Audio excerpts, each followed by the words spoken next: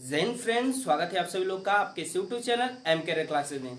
दोस्तों, आज के इस वीडियो में हम लोग पढ़ेंगे भारत में यूरोपियों का आगमन। ठीक है ना। सबसे पहले जो यूरोपीय आते हैं, कहाँ के आते हैं और कब आते हैं और कैसे आते हैं, उन्हीं के बारे में हम लोग को जानना है। ठीक है ना।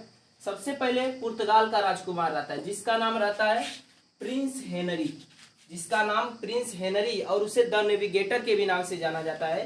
उसी के प्रयासों से सबसे पहले बार्थोलोमेव, देखिए बार्थोलोमेव कहीं का था, तो ये भी कहाँ का था, तो आपका पुर्तगाल का था। ठीक है ना।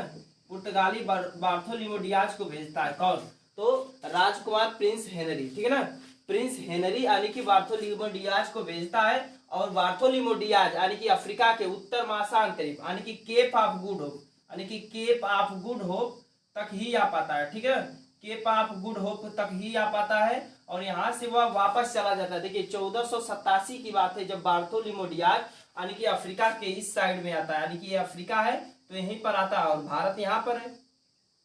देखिए भारत यहाँ पर है तो भारत में नहीं आ रहा है, यहीं पर आकर यहीं से वापस चला जा रहा है। ठीक है। इसके बाद जो दूसरा यात्री चलता है 1492 में, और जो दूसरा यात्री रहता है उसका नाम रहता है क्या, तो कोलंबस नाम रहता है। ठीक है ना। कोलंबस कहीं का था, तो स्पेन का था। ठीक है ना। और कोलंबस क्या काम करता है कि कोलंबस खोजना था इधर, देखिए इधर से आना था इधर, लेकिन कोलंबस चला जाता है एक नई दुनिया की खोज कर देता है, जिसे बाद में हम लोग बोलते हैं जिसे उत्तरी अमेरिका का वेस्ट इंडीज वाले क्षेत्रों में चला जाता है। ठीक ना। उत्तरी अमेरिका के वेस्ट इंडीज यानी मैक्सिको की खाड़ी वाले क्षेत्रों में वेस्ट इंडीज वाला जो क्षेत्र है वहां पर चला जाता है और वहां के लोगों को ये रेड इंडियन का नाम देता है। ठीक है ना। रेड इंडियन का नाम देता है दोस्तों। इसके बाद जब थर्ड वाला यात्री यानी कि 17 मई 1498 को वास्को डी गामा, ठीक है ना, कालीकट, देखिए 17 मई 1498 को वास्को डी गामा अब्दुल मजीद, ठीक है ना, अब्दुल मजीद की सहायता से भारत में पहुंचा। ठीक है ना। और वह कहां पहुंचा, तो केरल के कालीकट, ठीक है ना, कालीकट के कप्पक डाबू बंदरगाह पे पहुंचा। वहां पर जमोरीन नामक राजा, हिंदू राजा ने उसका स्वागत किया। ठीक है ना। देखिए इनका क्रम क्या है, यानी कि वास्को डी गामा भारत में आने का इसका देखिए क्रम क्या है। सबसे पहले 1498 में आता है, लूट कर लेकर यहाँ पर जितने भी मसाला वगैरह था यहाँ से लेकर चला जाता है, इसके इजाजत है। इसके बाद फिर दोबारा 1502 में आता है। ठीक है ना। 1502 जब आएगा तो यहाँ भी यहाँ से भी कुछ लेकर जाएगा। फिर लास्ट बार में आता है 1524 में और इसी की मृत्यु पर हो जाती है। तो यानी कि पुर्तगालियों की पहली कोठी 1503 में कोचीन में खुली थी और दूसरी कोठी 1505 में कन्नूर, और दूसरी देखिए इसके बाद कन्नूर में, देखिए इसके बाद यानी कि किसके बाद, वास्को डी गामा के बाद दूसरा यात्री कौन आया था पुर्तगालियों में, तो दूसरा आने वाला पेड्रो अल्वारेज था। ठीक है ना। पेड्रो अल्वारेज कैबरल था। ठीक है ना।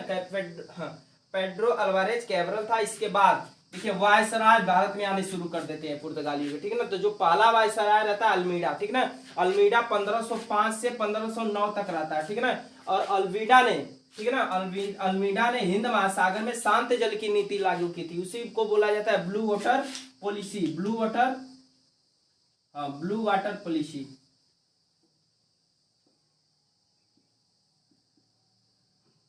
ब्लू वाटर पॉलिसी पूरे हिंद महासागर में कोई लागू किया था, तो अल्मीडा लागू किया था। ठीक है ना। उसी को शांत जल की नीति बोला जाता है। इसके बाद हिंद महासागर में, देखिए इसका उद्देश्य भी है कि हिंद महासागर में व्यापार को ज्यादा से ज्यादा बढ़ाना। ठीक है ना। इसके बाद जो दूसरा आता है अल्बुकर्क, ये कब से कब तक, यानी देखिए 1509, तो 1509 से 1515 तक का कौन रहता है, तो अल्बुकर्क रहता है। अल्बुकर्क जब 1509 से 1515 तक रहता है तो इसने कई अपने सत्ता विस्तार के लिए नीतियां अपनाई। देखिए पुर्तगालियों का, ठीक है ना, पुर्तगाली सत्ता का वास्तविक संस्थापक अल्बुकर्क को माना जाता है। इसके बाद 1510 में देखिए गोवा छीन लेता, किससे, यूसुफ आदिल शाह से। ठीक है ना। 1510 में अल्बुकर्क ने यूसुफ आदिल शाह से गोवा को छीन लेता है। फिर देखिए इसने नीतियां जो अपनाई थी कि सभी पुर्तगालियों से बोलता था कि भारतीय महिलाओं से, ठीक है ना, विवाह की नीति, ठीक है ना, जितने भी पुर्तगाली थे उनसे बोलता था कि विवाह करे, ज्यादा से ज्यादा विवाह करे, जिससे जनसंख्या पुर्तगालियों की बढ़े भारत में।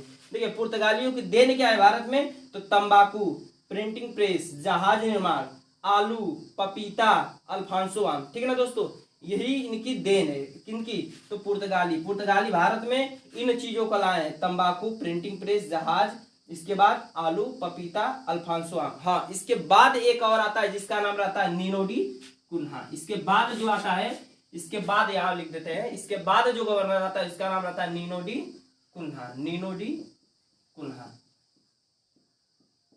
ठीक है ना दोस्तों, आज के लिए इतना ही, धन्यवाद।